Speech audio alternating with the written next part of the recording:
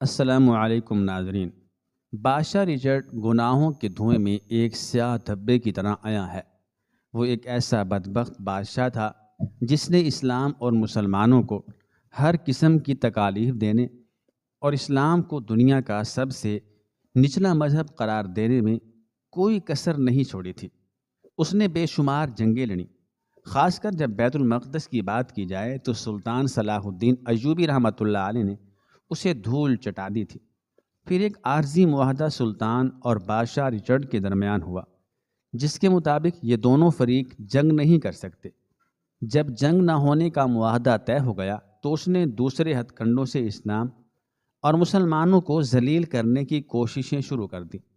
جب یہ معاہدہ ہوا تو اس نے کہا کہ سلطان صلاح الدین ایوبی کو کسی طرح اسلام کے ذریعے سے ہی ذلیل کیا جائے۔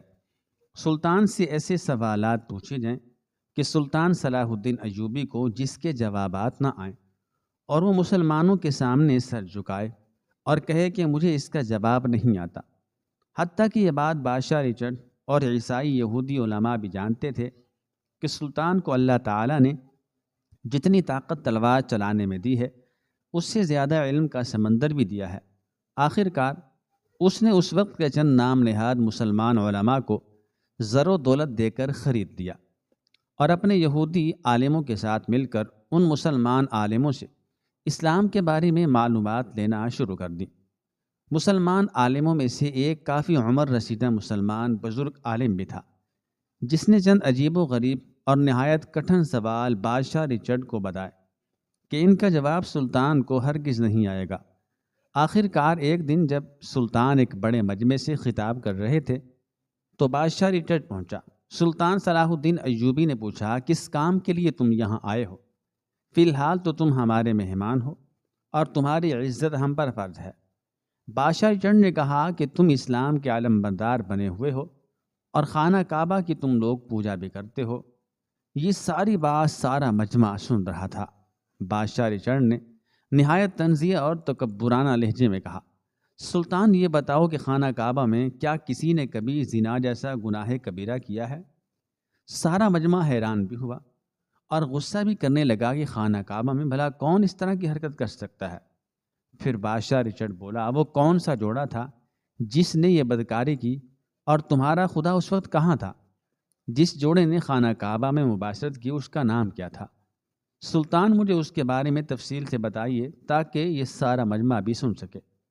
اصل میں رچرڈ کا منصوبہ یہ تھا کہ سلطان سے ایسا سوال پوچھا جائے کہ پہلی بات تو یہ ہے کہ اس کا جواب اسے آئے ہی نہ، اور اگر آ بھی جائے تو سارے مسلمان یہ سن لیں کہ اللہ پاک کے گھر میں یہ ایک برا فعل ہو چکا ہے، کیونکہ اکثر مسلمان اس کے بارے میں نہیں جانتے تھے، اور اس سارے معاملے میں اس بزرگ مسلمان عالم نے مدد فراہم کی تھی، اور بادشاہ رچرڈ تو اسلام کو بدنام کرنا چاہتا تھا۔ سلطان خاموش تھا اور سارا مجمع جو بیٹھا ہوا تھا سارا کھڑا ہو گیا اور دیکھنے لگا کہ اس کا جواب کیا ہو سکتا ہے۔ سلطان سر جھکائے ہوئے تھوڑی سی خاموشی کے بعد کھڑا ہوا، تمام مجمع کو کہا کہ بیٹھ جائیے۔ پھر سلطان صلاح الدین ایوبی رحمۃ اللہ علیہ نے ان سوالات کا جواب کچھ اس طرح دیا کہ اوصاف اور نائلہ نے بلا شبہ تاریخ انسانی کا گھنونا ترین کام دنیا کی مقدس ترین اور محترم ترین جگہ پر کیا۔ اسلام کی آمد سے قبل عہد جاہلیت میں اوصاف نامی ایک شخص تھا جو کہ قبیلہ بنی جرہم کا ایک نوجوان تھا، جبکہ نائلہ بنت زید کا تعلق بھی اسی قبیلے جرہم سے تھا۔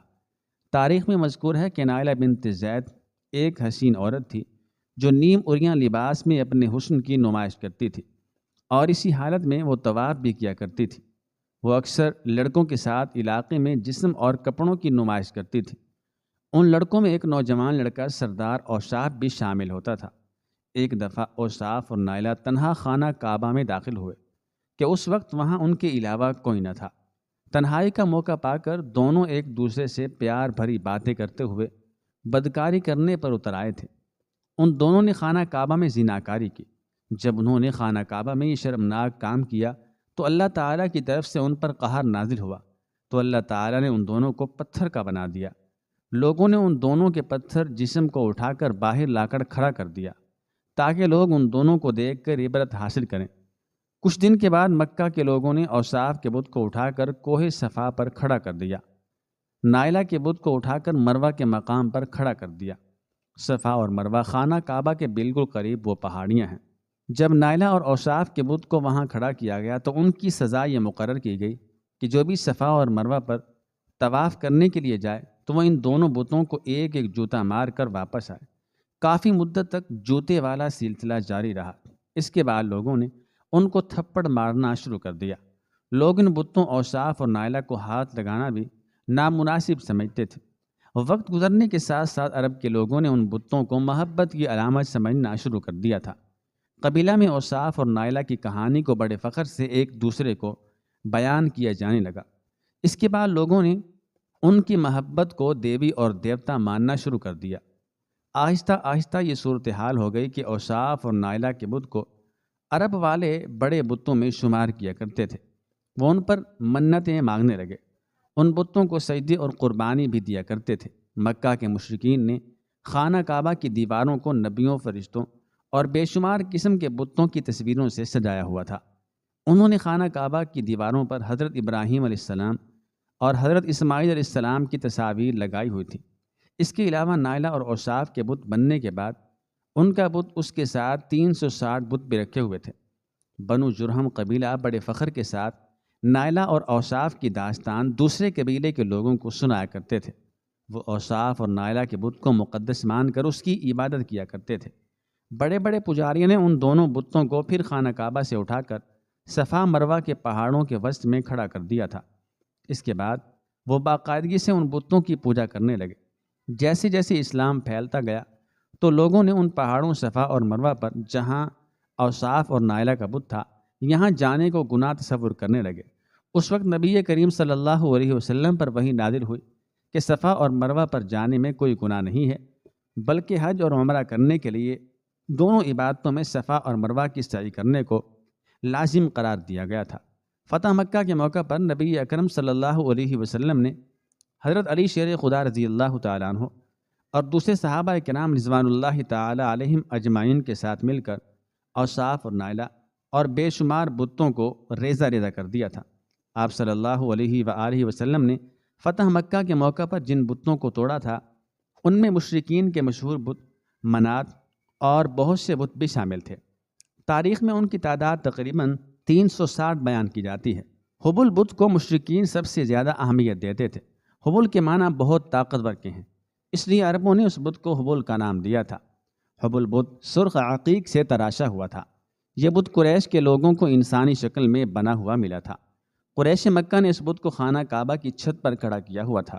یہاں پر سلطان صلاح الدین ایوبی رحمۃ اللہ علیہ سانس لینے کے لیے رکے تو بادشاہ رچرڈ اور اس کے ساتھی وہاں سے جانے لگے، کیونکہ ان کے جو سوال تھے جس کو وہ گھٹیا ذہن کے ساتھ بنا کر لائے تھے، سلطان نے ان کے جواب اس طرح سنائے کہ وہ خاموشی سے جانے لگے۔ تو سلطان صلاح الدین ایوبی رحمۃ اللہ علیہ نے تاریخی الفاظ کہے، اے بادشاہ رچرڈ، اگر تو نے اتنا وقت اسلام کو سمجھنے کی نیت سے لگایا ہوتا تو آج ایک سچا مسلمان ہوتا، مگر یہ بھی سچ ہے کہ خدا جسے ہدایت نہ دینا چاہے وہ کبھی بھی سیدھے راستے پر نہیں آ سکتا۔